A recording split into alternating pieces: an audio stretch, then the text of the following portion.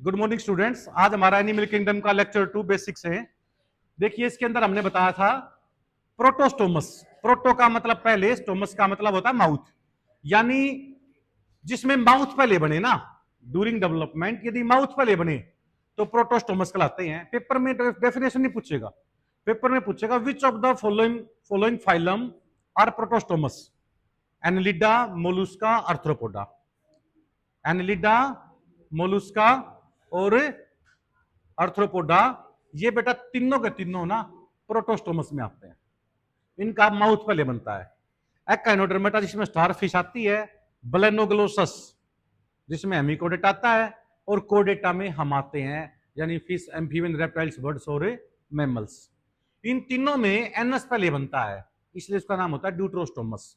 तो पेपर में जो मैंने ये अंडरलाइन कर रखी ना, इस तरह से आता है, तो अभी याद हो जाएगा, तो फिर आपको प्रॉब्लम नहीं आएगी। नेक्स्ट आता है सिमिट्री। बेटा इक्वली यदि दो पार्ट बनाए जाएं किसी जीव के, तो उसको बोलते हैं सिमिट्री। यदि सिमिट्री है उसकी, जैसे अमीबा है, अमीबा को इक्वली दो भागों में हम काट नहीं सकते, ये छोटा पार्ट बन जाएगा, ये बड़ा बन जाएगा, कुछ ना कुछ डिफरेंस रहेगा। इसका नाम होता है बेटा एसिमेट्रिकल। दूसरे नंबर पे आती है, जैसे ये वॉलवॉक्स दिखा रखी है, सिनोबियम होती है इसके अंदर, मतलब सिनोबियम बोलते हैं, इसमें 500 से 60,000 तक सेल होती है फिक्स। रोलिंग अलगी भी बोलते हैं, ग्रीन अलगी का एग्जाम्पल है।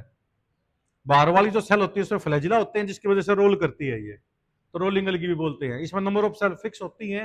इस टर्म का नाम होता है सिनोबियम। मैं मैक्सिमम टर्म इसलिए बता रहा हूं ताकि पूरा रिवीजन हो जाए आपका, ठीक है। इसके अंदर होता है स्पेरिकल सिमेट्री। कौन सा होता है? Spherical symmetry. दूसरा होता है, ये तीसरा रेडियल सिमेट्री। रेडियल में क्या होता है, जैसे बेटा ये गाजर आपके पास, मूली है, दो भाई, दो दो दो हो तुम बैठे यहाँ पे, तो बोले चलो खाते हैं, की है चीज तो खाने की, तो ऊपर से नीचे काट दिया, इक्वली दो भाग हो गए। इक्वली दो भाग हो गए, ऐसे सिमेट्री जिसमें इक्वली दो पार्ट हो जाए, ऊपर से नीचे काटते हैं जब, इसका नाम होता है रेडियल। लॉन्गिट्यूडनली काट देते हैं इसको, ठीक है। अब मान लीजिए चार हो गए हम, तो एक ही हमारे पास गाजर है, तो हम एक पहले एक ऐसे काटेंगे, दूसरा इसके 90 डिग्री पे काटेंगे, पहले ऐसे, फिर दूसरे, पहले सिंपल, फिर इसके राइट एंगल पे ऐसे, तो चार पार्ट हो जाएंगे ना इक्वली। ऐसी सिमेट्री का नाम होता है बाई रेडियल, ये नीट में आती है।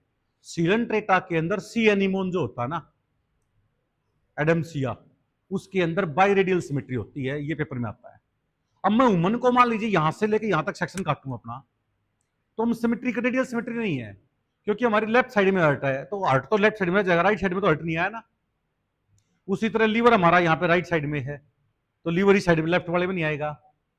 फिर यहाँ पैनक्रियास के जस्ट पीछे स्प्लीन होता है, जिसको हम ग्रेवयार्ड ऑफ द बॉडी बोलते हैं, blood bank of the body. तो जो जो ब्लड बैंक है ये लेफ्ट में रह जाएगा। तो कुछ पार्ट हमारे ऐसे हैं जो सिमेट्री में नहीं आते, ठीक है ना। रिब्स आ जाएंगी 12 पेयर ही साइड में, 12 पेयर है, 12 ही साइड में, 12 ही साइड में, 12 पेयर क्रेनियल नर्व होती है हमारी, वो लेफ्ट में भी आएंगी, राइट में भी आएंगी, हाथ भी हमारे एक एक आ जाएगा, पैर भी आ जाएगा, ठीक है। और बाकी के जो पोर्शन बताए उन्होंने, स्प्लीन हो गया, जैसे पेनक्रियास हो गया, स्टोमक एक साइड में आएगी, हार्ट एक साइड में आ जाएगा, राइट साइड में अपेंडिक्स जो है हमारी, मतलब राइट साइड में आ जाएगी। तो ये हम सिमेट्रिकल नहीं है हमारा। तीसरा होता है जिसको हम बोलते हैं बाइरेडियल सिमेट्री, क्या कहना, बाइलेटरल सिमेट्री।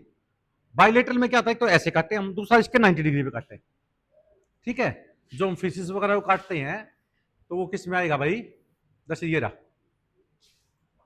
ठीक है।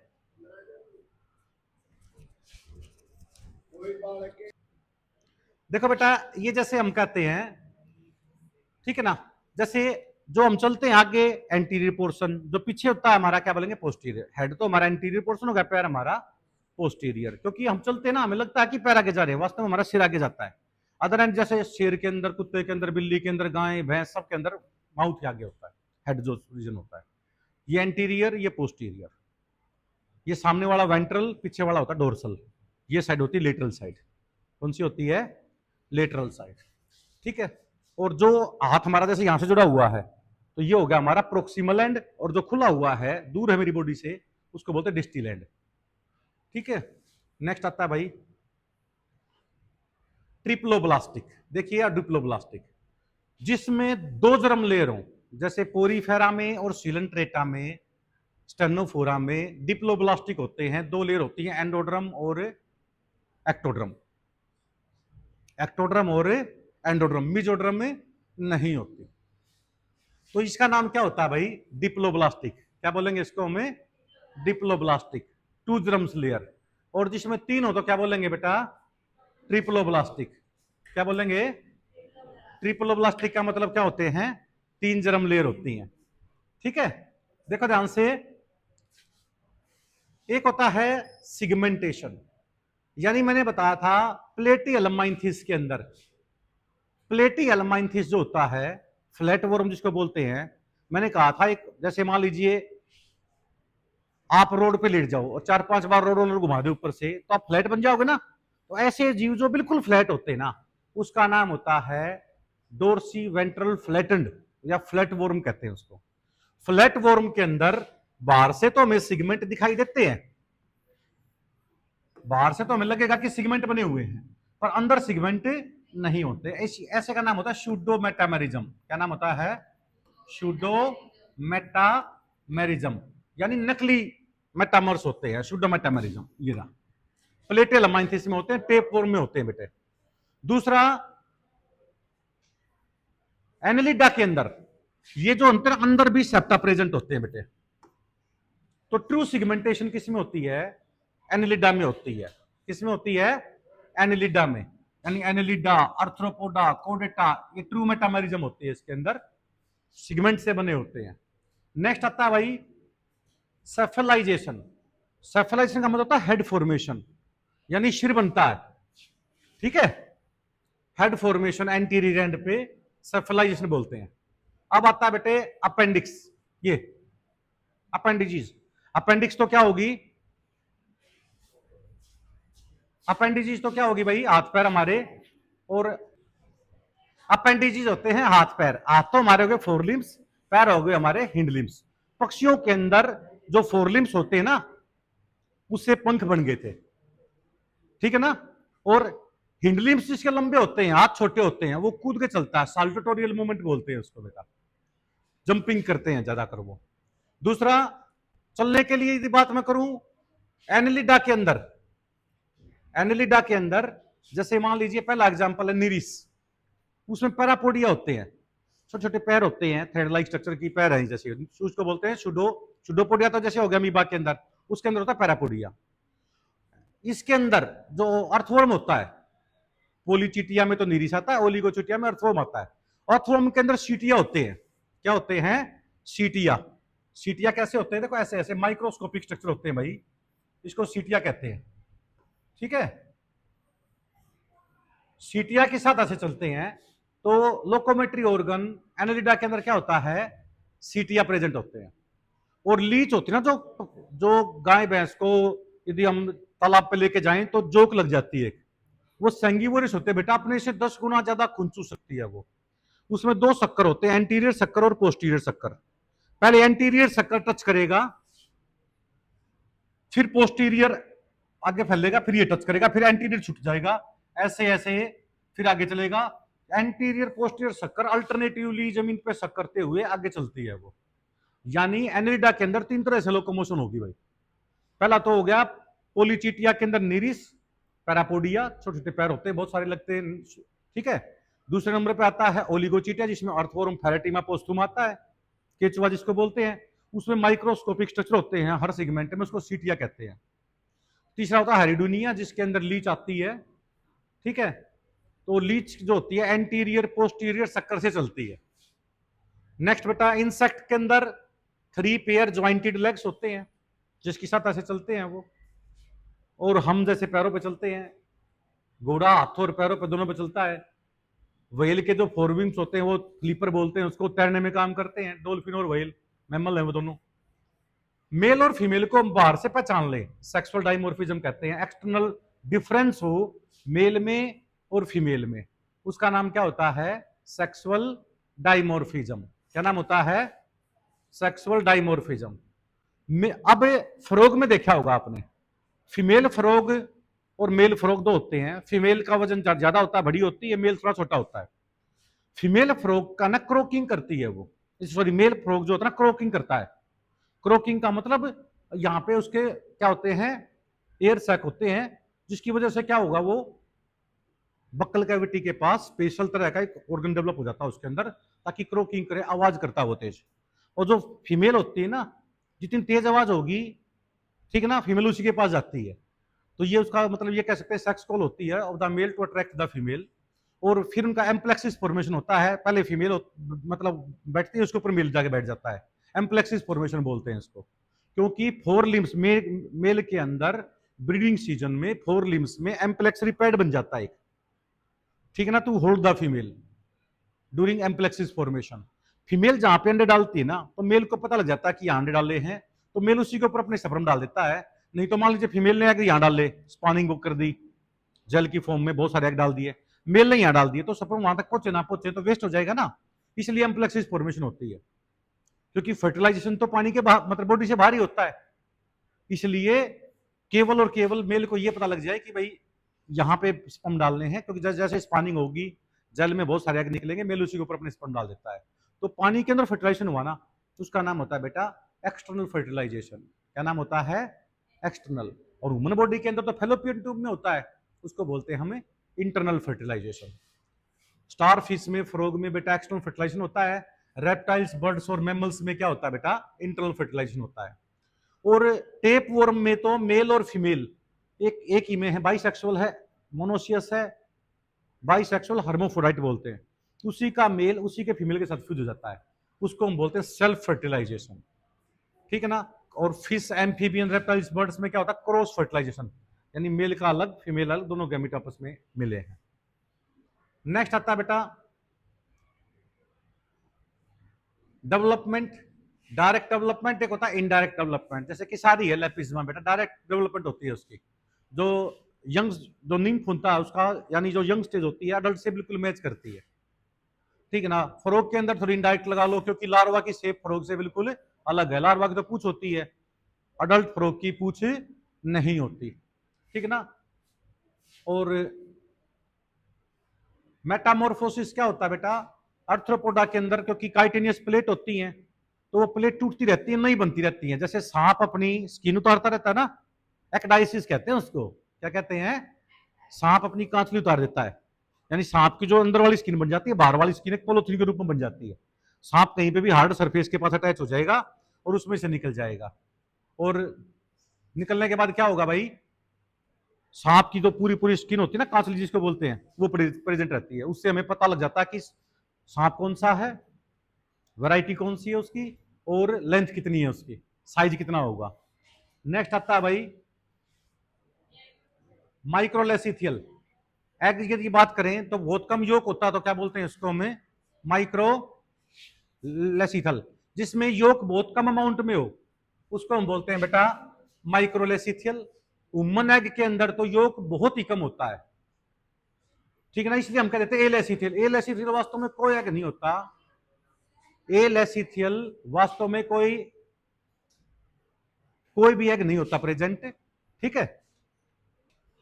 वुमन एग के अंदर तो इतना योग होता है कि 7 दिन तक, जब तक मां और बच्चे के बीच में, जब तक मां और बच्चे के बीच में कनेक्शन नहीं होता ना, ठीक है, तब तक उसको एनर्जी मिलती रही। इंप्लांटेशन होने के बाद, जैसे आज फर्टिलाइजेशन हुआ है, तो 7 दिन के बाद ब्लास्टुला बन जाता है, और फीमेल के यूट्रस में एंडोमेट्रियम टिश्यू के साथ वो अटैच हो जाते हैं, उसको इंप्लांटेशन बोलते हैं बेटा।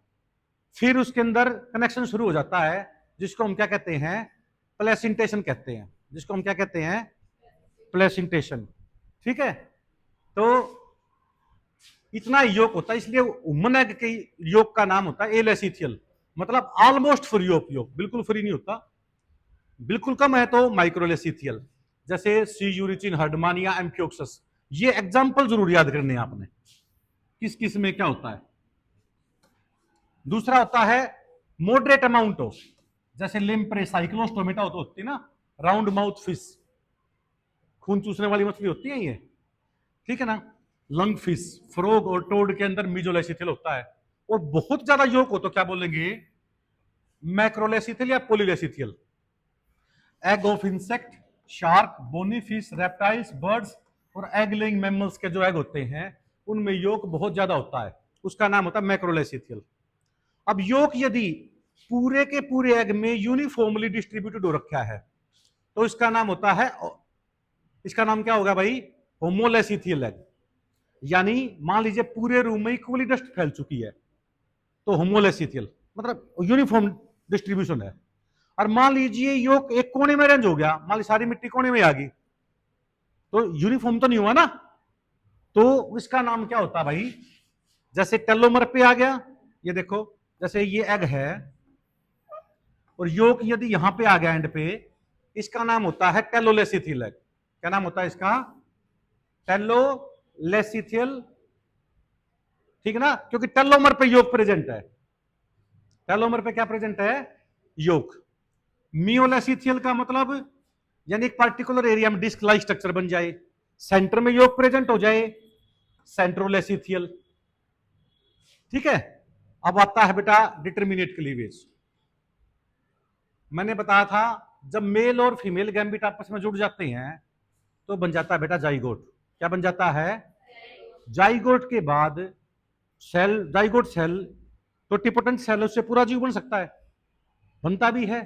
तो जब वो डिवाइड करेगा जाइगोट, तो उसको माइटोसिस डिवीजन नहीं बोलेंगे, उसको क्लीवेज कहते हैं। क्या कहते हैं, क्योंकि माइटोसिस में तो हम क्या देखते हैं कि एक सेल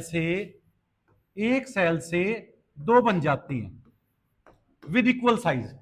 पर जाइगोट में तो आप देखते हो ये जाइगोट है तो ऐसे डिवाइड करता है, एक से कितने बनेंगी, दो, यानी size become half, number become double. फिर दूसरा डिवाइड होगा तो कितने बन जाएंगे भाई, ये चार। तो जो ऐसे इसमें सेल का साइज आधा होता चलेगा ना, ऐसे माइटोसिस डिवीजन का नाम क्लीवेज होता है। क्या नाम होता है, क्लीवेज। तो जाइगोट के बाद क्लीवेज होता है बेटा। अब मान लीजिए चार सेल बन गई, चार से बन गई आठ, और मैं दो सेल निकाल लूं, सपोज करो हेड नहीं बना, यानी उन दो सेल से क्या बनना था, बाद में हेड बनना था। यानी हर सेल का भाग्य पहले से ही फिक्स हो ना, हर सेल का भाग्य पहले से ही फिक्स हो, उसका नाम होता है डिटरमिनेट क्लीवेज। पहले से डिटरमाइन है कि इस सेल से क्या बनना है। ये ज्यादातर एनिलिडा में होता है भाई। एनिलिडा में हर सेल का भाग्य, हर सेल का फेट पहले से ही डिसाइड होता है कि मुझे कौन सा सेगमेंट बनाना है, मुझे कौन सा सिस्टम बनाना है। हमारे अंदर तो क्या होता है, 16 से 32 सेल स्टेज में भी दो तीन सेल निकाल लेना, कोई फर्क नहीं पड़ेगा, हमारे ब्लास्टोला को पता ही नहीं लगेगा कि कोई सेल भी निकलेगी। ठीक है ना, तो ऐसे क्लीवेज का नाम क्या होता है, इनडिटरमिनेट क्लीवेज। यानी ये तो हो गया मोजाइक क्लीवेज, ये पेपर में बहुत बार आता है। मोजाइक क्लीवेज किसमें बनता है, एनिलिडा में। मोजाइक क्लीवेज का मतलब जब जब जाइगोट डिवाइड करेगा ना, जब जाइगोट डिवाइड करेगा, 2 से 4, 4 से 8, 8 से 16 सेल बनेंगी, 16 से 32 सेल स्टेज बनेंगी, तो हर सेल का अपना से पहले से भाग्य फिक्स हो, तो क्या बोलेंगे बेटा इसको, डिटरमिनेट या मोजाइक क्लीवेज। और यदि नहीं है फिक्स पहले से, उसका नाम होता है इनडिटरमिनेट क्लीवेज। 1 से 2 मंथ तक यानी 56 दिन तक का, जाइगोट बनने से लेकर 56 दिन तक का जो समय होता है, उसका नाम होता है बेटा एम्ब्रियो। और 56 दिन के बाद जब से सेक्स डिटर्मिनेशन हो सकता है उसमें, और 9 मंथ तक का समय, उसका नाम होता है फ्यूटस। क्या नाम होता है, फ्यूटस। जिसमें सिलोम नहीं होती, जिसमें सिलोम नहीं होती, उसका नाम होता है एसिलोमेटा। जिसमें आएगा पोरीफेरा जिसको स्पंज बोलते हैं, सिलेंट्रेटा जिसको नाइडेरिया बोलते हैं, स्टेनोफोरा जिसको कोम्बजेली बोलते हैं, और प्लेटियलमाइंथिस जिसको हम फ्लैटवर्म बोलते हैं। पोरीफेरा, सिलेंट्रेटा, स्टेनोफोरा, प्लेटियलमाइंथिस, इसी का नाम होता है स्पंज, नाइडेरिया, स्टेनोफोरा और फ्लैटवर्म। अब नकली सिलोम क्या होती है बेटा, मैंने आपको बताया था कि देखो ध्यान से, ये है एक्टोड्रम, ये बनती है बेटा इपिडर्मिस स्किन बनती है इससे। ये है एंडोड्रम, ये गट हो गया, एलिमेंट्री कैनाल होगी, इसके ऊपर एक कवरिंग होती है और इसके नीचे एक कवरिंग होती है, इसका नाम होता है पैराइटल पेरिटोनियम, और नीचे वाले का नाम होता है विसरल पेरिटोनियम। पैराइटल पेरिटोनियम और विसरल पेरिटोनियम दोनों बनती हैं मीजोड्रम से। किससे बनती हैं, मीजोड्रम से। पैराइटल पेरिटोनियम और विसरल पेरिटोनियम के बीच में स्पेस का नाम क्या हो गया, सिलोम। क्या नाम हो गया, मैंने बताया था नकली सिलोम बनती है एस्केलोमाइंथिस में। यानी पैराइटल पेरिटोनियम विसरल पेरिटोनियम में से कोई एक लेयर एब्सेंट हो जाए तो सीलोम तो बन गई, पर पूरी तरह नहीं बनी, पार्शियल सीलोम बन गई, इसलिए उसको सूडोसीलोम कहते हैं। और सूडोसीलोम का एग्जाम्पल बार बार नीट में पूछा गया है, एस्कल अल्माइंथिस, ठीक है ना। दूसरा ट्रू सीलोम बनती है एनेलिडा में। उसी तरह सूडो मेटामेरिज्म किसमें बना था? प्लेटियल अमाइंथिस में, फ्लैटवॉर्म में। और ट्रू सिगमेंटेशन किसमें बना था? एनेलिडा में। किसमें बना था? और अर्थ्रोपोडा में सीलोम बनती है, पर उसके अंदर खून भरा हुआ होता है, हीमोलिम्फ बोलते हैं। अर्थ्रोपोडा के खून का नाम क्या होता है? हीमोलिम्फ, क्योंकि उसमें हीमोग्लोबिन प्लाज्मा में होता है, आरबीसी में नहीं होता। हीमोलिम्फ कहते हैं। Haemolymph is the main characteristic feature of insect blood, ठीक है ना। कॉकरोच का जो ब्लड होता है उसको हीमोलिम्फ कहते हैं, इसलिए हीमोसील बोलेंगे। ऐसी सीलोम जिसमें खून भरा हुआ हो, क्या बोलेंगे इसको? हीमोसील, ठीक है ना। तो सूडोसिलोमेटा किस में आएगा बेटा? राउंड वॉर्म को सूडोसिलोमेटा कहते हैं, एस्कल अल्माइंथिस को हमें सूडोसिलोमेटा कहते हैं। जैसे पोरीफेरा का नाम स्पंज है, सिलेंट्रेटा का नाम नाइडेरिया है, प्लेटियल अल्माइंथिस का नाम फ्लैटवॉर्म है, स्टेनोफोरा का नाम कोमजेली है, एस्कल अल्माइंथिस का नाम क्या है? क्या नाम है? Round warm. एस्कैरिस, जो पेट में हमारे कीड़े होते हैं ना, एस्कैरिस इसी में आता है। नेक्स्ट आता है भाई, ट्रूसिलोम किस में होती है? एनेलिडा में। ट्रू सिगमेंटेड वॉर्म भी कौन से होते हैं? एनेलिडा। नेक्स्ट आता है भाई यूसिलोम। अब सिलोम के भी दो ओरिजिन है भाई, ये देखो ध्यान से। सिलोम जो बताई है मैंने, बाहर वाली कवरिंग का नाम तो गैक्टोड्रम, एलिमेंट्री कैनाल किससे बनती है? एंडोड्रम से। बीच में स्पेस का नाम क्या होगा बेटा? सिलोम, मीजोड्रम से। Parietal peritoneum, visceral peritoneum. यदि वो पैराइटल पेरिटोनियम और विसरल पेरिटोनियम मीजोड्रम से बने, देखो बनी है सिलोम, यदि वो मीजोड्रम से बनी है डायरेक्ट, इसका नाम होता है स्टाइजोसिलोम। क्या नाम होता है इसका? स्टाइजोसिलोम। पर यदि ये बीच वाली जो सिलोम बनने लगी है ना, ये वाली सिलोम, ये गट से, एलिमेंट्री कैनाल से एक्सटेंडेड होके, जैसे एलिमेंट्री कैनाल ये थी, फिर ये ऐसी होगी, फिर ये यहां से अलग टूट गया सिगमेंट, यहां से अलग टूट गया, यहां से अलग, यहां से टूट, और ये बीच में हो गया, और ये मिलके आखिर में सिलोम बना दी। जो एलिमेंट्री कैनाल से एक्सटेंडेड हुई है ना, उसका नाम होता है बेटा इंट्रोसिलोम। क्या नाम होता है? क्योंकि देखो एलिमेंट्री कैनाल यहां से उभरी हुई दिखा रखी है ऐसे, फिर ये बना। स्ट्रक्चर तो दोनों आपको सेम नजर आ रहे हैं बिल्कुल। ओरिजिन देखो, यदि एलिमेंट्री कैनाल से उभर के एक्सटेंडेड होके, ठीक है ना, वेसिकल्स फॉर्म में ये बनाए, उसका नाम होता है इंट्रोसिलोम। और अपने आप मीजोड्रम में ही बनाए, उसका नाम होता है साइजोसिलोम। दोनों स्ट्रक्चर बिल्कुल सेम है, पर इसमें ये जो पोर्शन दिखा रखा है हमने, ये इंट्रोसिलोम इसलिए बोलते हैं क्योंकि एलिमेंट्री कैनाल गट से बनी है, ये एक्सटेंडेड होके, ये बनी है मीजोड्रम से ही। तो जो मीजोड्रम से ऑटोमेटिकली बने साइजोसिलोम, ठीक है ना, ओरिजिन फ्रॉम मीजोड्रम। और ये ओरिजिन फ्रॉम गट वाल। गट का मतलब होता है एलिमेंट्री कैनाल। बार बार पेपर में आएगा, बता रहा हूं आपको, सिलोम का टॉपिक सबसे इंपॉर्टेंट है एनिमल किंगडम के अंदर। तो पहले बताता हूं, पोरीफेरा, सिलेंट्रेटा, स्टेनोफोरा, प्लेटियल माइंथिस में सिलोम नहीं होती, ए सिलोमिटा कहते हैं। पोरीफेरा के अंदर कैविटी का नाम क्या होता है? स्पोंजियोसील। क्या नाम होता है? ठीक है ना। सिलेंट्रेटा के अंदर कैविटी का नाम क्या होगा? सिलेंट्रोन, पर सिलोम नहीं बोलेंगे, ठीक है। प्लेटियल अमाइंथिस में ए सिलोमिटा सिलोम होती नहीं है। एस्कल अमाइंथिस में राउंड वॉर्म में नकली सिलोम बनती है, सूडोसिलोम कहते हैं। और एनेलिडा में ट्रू सिलोम होती है। ट्रू सिलोम यदि एलिमेंट्री कैनाल से बनी एक्सटेंडेड होके तो इंट्रोसील, और मीजोड्रम से बनी है तो बोलेंगे साइजोसील। एनेलिडा, अर्थ्रोपोडा, मोलुस्का, इन तीन में बनती है साइजोसिलोम, और बाकी वर्टिब्रेटा में बनती है इंट्रोसिलोम। क्या नाम होता है? इंट्रोसिलोम। नेक्स्ट आता है बेटा डाइजेस्टिव ट्रैक्ट। और मैंने बताया था अर्थ्रोपोडा के अंदर, सिलोम के अंदर हीमोलिम्फ भरा होता है, खून भरा हुआ होता है। मोलुस्का में भी उसका नाम होता है हीमोसील। क्या नाम होता है उसका? हीमोसील। अब आता है बेटा सिलेंट्रेटा में माउथ से ही खाना अंदर जाता है, माउथ से ही बाहर निकल जाता है बेटा। इसको बोलते हैं इनकम्प्लीट एलिमेंट्री कैनाल। क्या नाम होता है? ब्लाइंड सेक प्लान भी बोलते हैं इसको बेटा। माउथ से इंजेक्शन हो, माउथ से इजेक्शन हो, पर वुमन के अंदर तो क्या होता है बेटा, ये माउथ, ये एनस, कंप्लीट एलिमेंट्री कैनाल होती है बेटा, 9 मीटर लंबी होती है, ताकि अब मुंह से लेकर एनस तक की लंबाई 9 मीटर थोड़ी ना होती है, तो इसलिए फोल्डेड हो जाती है अंदर साइड में।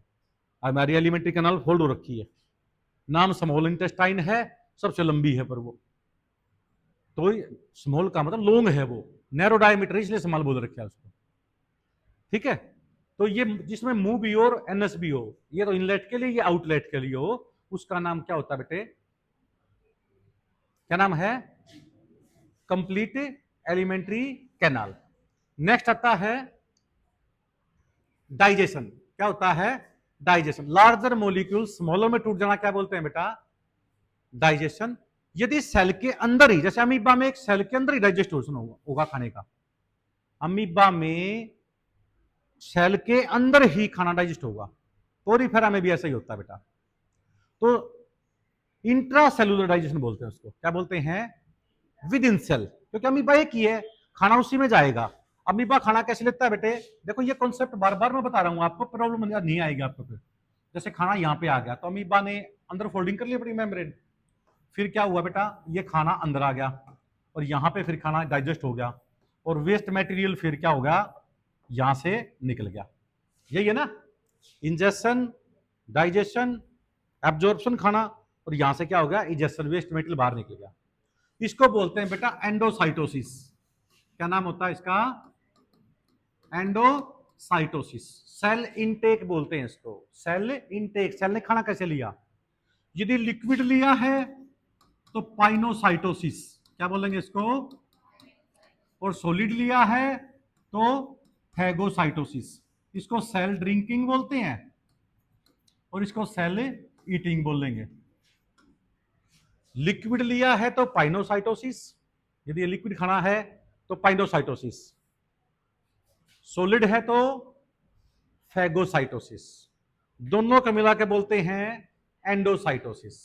वेस्ट मटेरियल यहां से बाहर निकला है, इसका नाम होता है ईफेगी, सेल वोमिटिंग या एक्सोसाइटोसिस। ईफेगी, सेल वोमिटिंग या एक्सोसाइटोसिस। तो ये सेल के अंदर ही डाइजेस्ट हुआ ना खाना, ऐसे डाइजेशन का नाम होता है बेटा इंट्रासेलुलर। क्या नाम होता है, इंट्रासेलुलर डाइजेशन, सेल के अंदर, विद इन सेल। हमारे अंदर क्या होता है, जो हमने खाना खाया है वो एलिमेंट्री कैनाल में गया ना, एलिमेंट्री कैनाल की कैविटी में गया है, और वहीं पर डाइजेस्टिव जूस निकला है, सलाइवा भी उसी में, फिर पेनक्रियाटिक जूस, सीखना, जो क्या बोलते हैं गैस्ट्रिक जूस, इंटेस्टाइनल जूस, ये सारे के सारे जो एंजाइम भरे हुए केमिकल निकले हैं जिसको हम डाइजेस्टिव जूस बोलते हैं, वो एलिमेंट्री कैनाल के अंदर कैविटी में हुआ ना। जो एलिमेंट्री कैनाल के अंदर कैविटी होती है, इंटर कैविटी होती है, वहां खाना डाइजेस्ट हुआ ना, सेल के अंदर तो नहीं हुआ ना। इसका नाम होता है एक्स्ट्रा सेलुलर डाइजेशन। क्या नाम होता है, वुमन के अंदर कौन सा होता है, एक्स्ट्रा सेलुलर डाइजेशन। सीलेंट्रेटा में, फ्लैटवॉर्म में, प्रोटोकोडेटा में, ठीक है ना, इंट्रा सेलुलर और एक्स्ट्रा सेलुलर दोनों डाइजेशन होते हैं, ठीक है। नेक्स्ट आता है बेटा, अपना भोजन खुद बनाए, प्लांट बनाते हैं ऑटोट्रोप्स, हम तो बना खाते हैं इट्रोट्रोप्स। एक्टिव मूवमेंट, देखो बेटा एक्टिव मूवमेंट वो होती है जिसमें एनर्जी लगे, जिसमें एटीपी लगे, ठीक है ना। जैसे चलने, हम तो चलते हैं पैरों से, पक्षी हाथों से उड़ जाता है, फोर लिम्ब से, हाथ तो उसके वही है।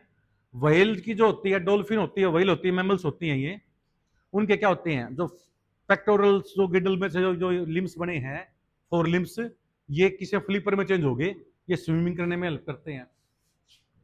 ब्लड वेस्कुलर सिस्टम बेटा, देखिए एक तो होता है ओपन सिस्टम, एक होता है क्लोज सिस्टम। एक एक कॉन्सेप्ट को ध्यान से सुन लो, क्योंकि मैं बार बार ये बोलूंगा ओपन सिस्टम तो तब रिपीट नहीं होगा।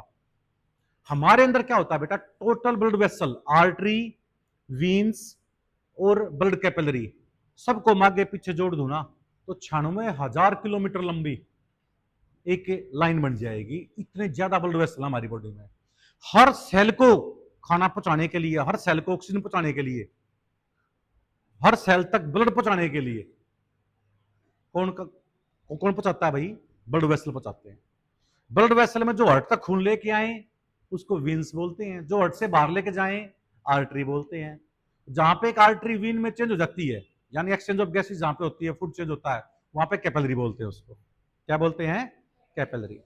तो जिसमें ब्लड वेसल में खून घूमे ना, उसका नाम होता है बेटे क्लोज सर्कुलेशन। क्या नाम होता है इसका? Closed circulation. ये रहा क्लोज सर्कुलेशन। और अर्थ्रोपोडा में तो क्या होता है, जैसे कॉकरोच की स्टडी करेंगे ना हम, बेसिक सिलेबस में नहीं है पर एक बार करवाएंगे, क्योंकि उससे करने से क्या फायदा होगा कि आपको अर्थ्रोपोडा के सारे कैरेक्टर्स आ जाएंगे। ये जैसे टर्मिनोलॉजी है ओपन, ओपन में क्या होता है बेटा, 13 चैम्बर्ड हार्ट होता है, 13 चैम्बर का हार्ट होता है कॉकरोच में। हमारा हार्ट तो यदि मैं बॉडी से बाहर निकाल लू ना, 10 मिनट तक कॉन्ट्रैक्ट करता रहेगा, काट पीट के बाहर निकाल दूंगा ना मैं। Automatic rhythmic power, contraction power होती है इसका हमारे हार्ट के अंदर, ऑटोमेटिक रिदमेटिक कॉन्ट्रैक्शन, यानी इसको हम कहते हैं ऑटोमेटिक फुदकनी पावर, ऐसे ऐसे कॉन्ट्रैक्ट करता रहेगा। तो जो ये होती है ना भाई, क्योंकि पेस मेकर क्या है, हार्ट के अंदर है, एसए नोड के नाम से, साइनो आयूरिकुलर नोड होती है, क्योंकि पेस मेकर हार्ट के अंदर ही है। इसका नाम होता है न्यूरो मायोजेनिक हार्ट। मैन के अंदर होता है मायोजेनिक हार्ट। क्या नाम होता है बेटे? Myogenic heart. पर कॉकरोच के हार्ट को बाहर निकाल दूंगा तो कॉन्टैक्ट नहीं करेगा, क्योंकि ब्रेन सिग्नल भेजता तब कॉन्टैक्ट करता है ये। उसका नाम होता है न्यूरोजेनिक हार्ट, क्योंकि नर्व कंट्रोल करती है इसको।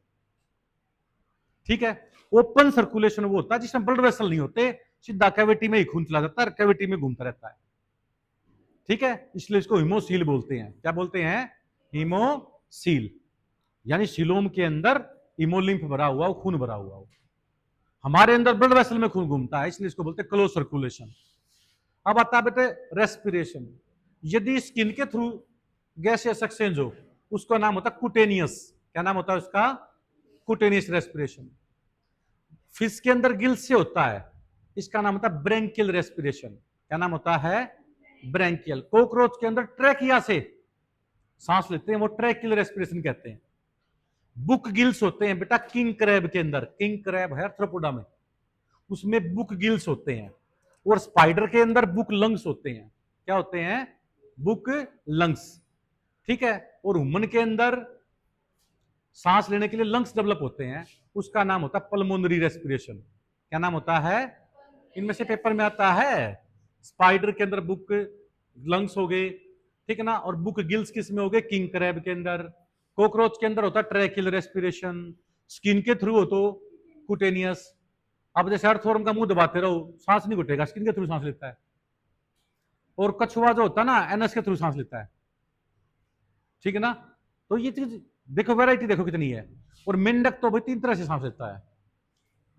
लंग्स भी होते हैं मेंढक में, सबसे पहले लंग्स बने थे, बोनीफिश जो बनी थी, वो बोनीफिश जिसमें लंग्स डेवलप हो गए थे एयर ब्लैडर से, जिसमें एक तो थी प्रोटोपटायरस, नियोसैटिडस। तो ये जो मछलियां थी, ठीक है ना, लेपिडोसाइरन, ये 3 मछलियां ऐसी थी जिनमें लंग्स डेवलप हो गए हैं, तो लंग्स फिश बोलते हैं इनको। डिप्नोई ग्रुप के अंदर आती हैं, आइए ये ज्यादा एडवांस है बोनीफिश से। अब लंग्स के ऊपर प्लूरल मेम्ब्रेन नहीं होती, जैसे ह्यूमन लंग्स के ऊपर तो प्लूरल मेम्ब्रेन होती है, पैराइटल प्लियोरोन, विस्टल प्लियोरोन। ठीक है। तो प्लूरल मेम्ब्रेन प्रेजेंट होती है। तो यहां पे देखो, मैं बार बार इसलिए टर्म बता रहा हूं आपको, क्योंकि लंग्स डेवलप हो गए थे। मेंढक जो होता है ना, जब पानी से बाहर होता है तो लंग्स से सांस लेता है भाई। पानी के अंदर होता है तो ब्रेंकियल रेस्पिरेशन होता है। उसमें क्या होता है? ब्रेंकियल रेस्पिरेशन, बक्कोफेरेंजियल कैविटी से, मतलब ब्रेंकियल तो क्या होगी? गिल्स हो गए। जो मेंढक का लार्वा होता है ना, टेडपोल लार्वा, बेटे टेडपोल लार्वा के अंदर जो सांस लेते हैं वो लेते हैं किसके थ्रू भाई? गिल्स के थ्रू। और अडल्ट में गिल्स गायब हो जाता है, किसके थ्रू लेगा? बक्कोफेरेंजियल कैविटी के थ्रू लेगा। तो उसी तरह जब मेंढक बाहर होता है पानी से तो वेस्ट मटेरियल निकालता है, यूरिया जैसे ह्यूमन निकालता है, और पानी के अंदर होता है तो निकालता है अमोनिया। क्या निकालता है? अमोनिया। तो ये टर्म्स बार बार आएंगी, इसलिए आपको दिक्कत नहीं आनी चाहिए बाद में।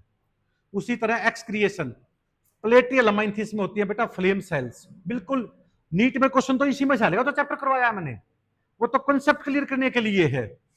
देखो ध्यान से, वेस्ट मटेरियल निकालने के लिए हमारी तो किडनी होती है, इसलिए उसमें रेगुलेशन भी करती है किडनी। और प्लेटियल अमाइंथिस में होती है बेटा फ्लेम सेल्स। क्या होती है? Flame cells. उसी तरह यदि हम बात करते हैं रेनेट सेल के अंदर ये एस्केलोमाइंथिस में होते हैं, एस्केरिस में, एस्केरिस में क्या होंगी, रेनेट सेल। प्लेटेलोमाइंथिस में क्या होती हैं, फ्लेम सेल सोलेनोसाइट बोलते हैं इसको। एस्केलोमाइंथिस में क्या होती हैं, रेनेट सेल। एंडलिडा में क्या होती हैं, नेफ्रीडिया। क्या होती हैं भाई, नेफ्रीडिया। और पारान होता है आर्थ्रोपोडा, उसमें होती हैं बेटा ग्रीन ग्लैंड्स, एंटेनरी ग्लैंड बोलते हैं इसको। उसी तरह इंसेक्ट और अदर आर्थ्रोपोडा में, जैसे कॉकरोच के अंदर होती हैं मेलफेगियंस ट्यूबुल्स। क्या होती हैं, मेलफेगियंस ट्यूबुल्स। और मोलुस्का और वर्टिब्रेटा में होती हैं किडनी। इसलिए यहां से लेकर ये पैराग्राफ और यहां तक 100% एक या दो क्वेश्चन मिल जाएगा। और आजकल क्वेश्चन एक ना पूछते, आजकल क्या करेंगे, 4 ऑर्गन के नाम लिख देंगे। जैसे लिख दिया flame cell, nephridia, green gland, Malpighian tubules, और 4 जीवों को लिख दिया, मैच द फॉलोइंग कर दिया। एक क्वेश्चन में यहां आपने 4 क्वेश्चन पूछ लिए। तो ये चीजें बहुत इंपॉर्टेंट है बेटा।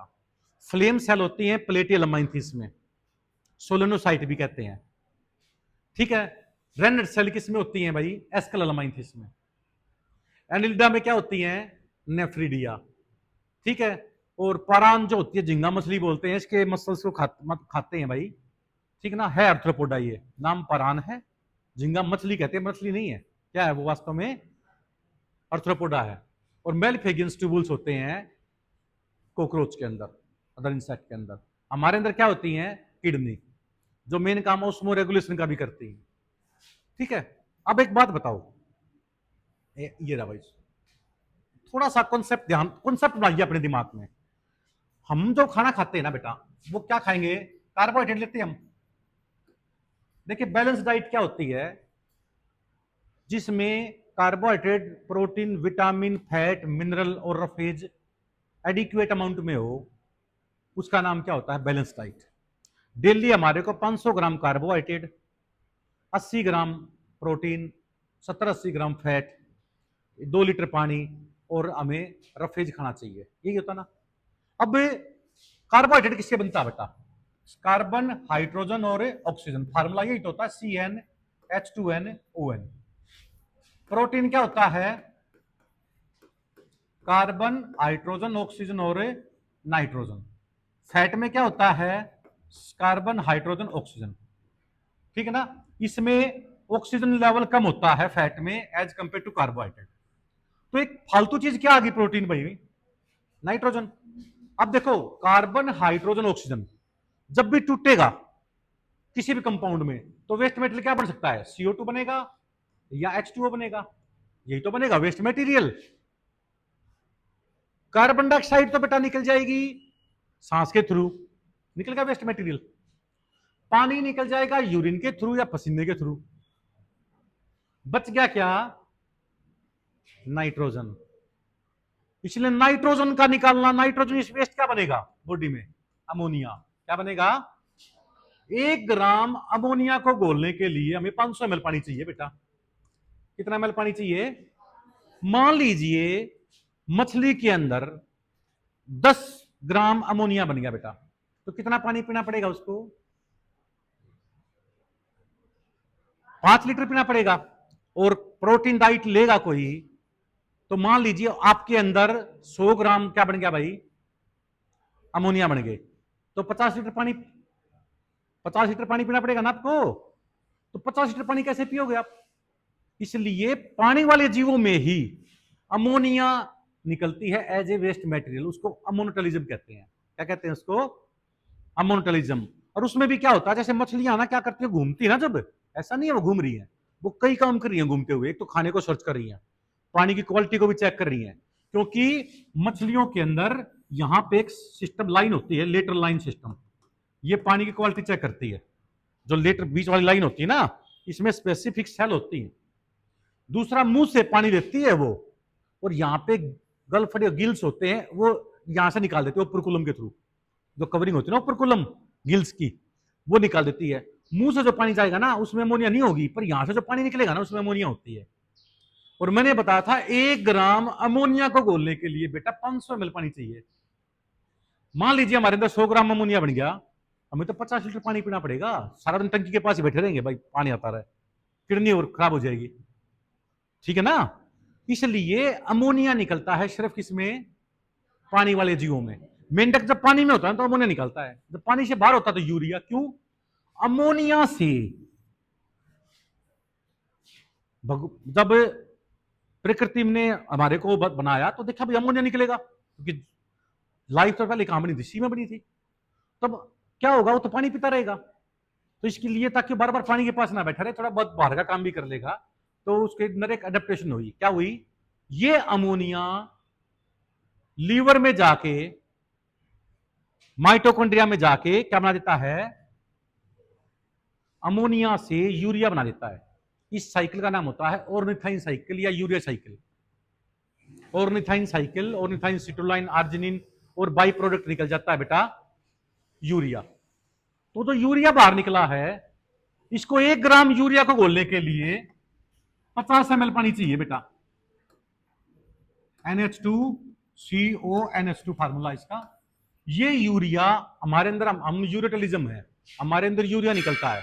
1 ग्राम यूरिया को घोलने के लिए 50 ml पानी चाहिए, इतना हम ले लेते हैं। पक्षी जो होते हैं वो तो और ऊपर उड़ते हैं, यदि पानी ज्यादा पीना पड़ेगा वेट बढ़ जाएगा, उड़ नहीं पाएंगे। उनके अंदर एक स्पेशल एडेप्टेशन हुई पक्षियों के अंदर। एक तो बोन अंदर से खोखली होगी, उसको बोलते हैं न्यूमेटिक बोन। क्या नाम होता है? Pneumatic bone. एक पसीना नहीं आता पक्षियों का, देखा कभी ऊपर से ज्यादा पसीना नीचे गिर गया? भाई वेस्ट मटेरियल तो गिर सकता है पर पसीना नहीं गिरेगा, ठीक है ना? तो जो, क्योंकि स्वेट ग्लैंड नहीं होती उसके अंदर। दूसरा, उनके अंदर यूरिया की बजाय यूरिक एसिड बन जाता है। क्या बन जाता है? Uric acid. और 1 ग्राम यूरिक एसिड को घोलने के लिए 10 ml पानी चाहिए, इतना ही तो पी सकते हैं वो। तो 1 ग्राम अमोनिया को घोलने के लिए कितना पानी चाहिए भाई? यूरिया में और यूरिक एसिड में 10 ml, 550 और 10, ठीक है ना? तो ठीक है बेटा, यदि बॉडी में अमोनिया, यूरिया, यूरिक एसिड रहे तो सबसे ज्यादा हानिकारक कौन सी है? अमोनिया। मोस्ट टॉक्सिक है। दूसरे नंबर पे यूरिया, तीसरे नंबर पे यूरिक एसिड। जब किसी आदमी की दोनों किडनी खराब हो जाती है ना, तो उसका हीमोडायलिसिस करवाना पड़ता है। हर 7-5 दिन के बाद डायलिसिस करवाते हैं उसका, ताकि उसमें से वेस्ट मटेरियल बाहर निकल जाए, नहीं तो पूरे बॉडी सेल के अंदर सोजन आ जाती है, ड्रॉपसी जिसको बोलते हैं, मतलब फ्लूइड इकट्ठा हो जाता है ज्वाइंटों में, ठीक है ना? तो यूरिन फिल्टर होना, साथ साथ में हमारा ब्लड को फिल्टर होना जरूरी है, यूरिन निकलना बहुत जरूरी होता है। नेक्स्ट आता है भाई ड्यूल एक्सक्रिएशन। मैंने बताया था जब फ्रोग होता है, पानी में होता है तो अमोनिया निकलता है, पर पानी से बाहर होता है तो क्या निकलेगा? यूरिया। क्योंकि पानी में होता है तो ज्यादा पानी ले सकता है वो, ठीक है ना? ये एडेप्टेशन है।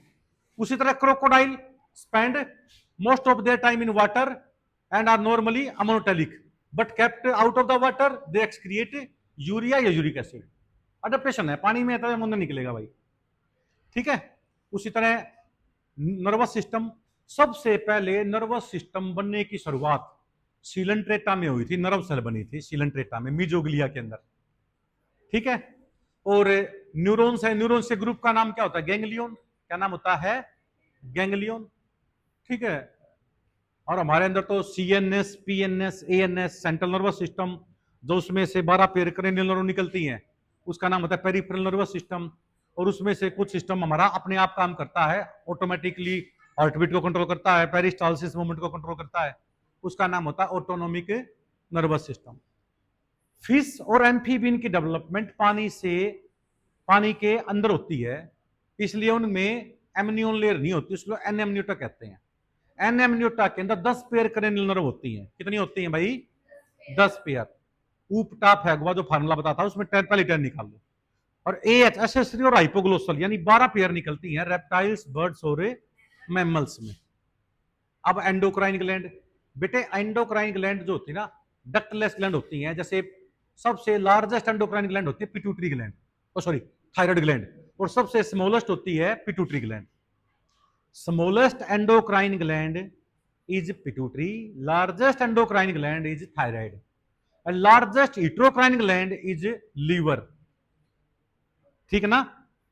Largest heterocrine gland is, exocrine gland is liver, largest heterocrine is pancreas. ये याद रख लो बेटा।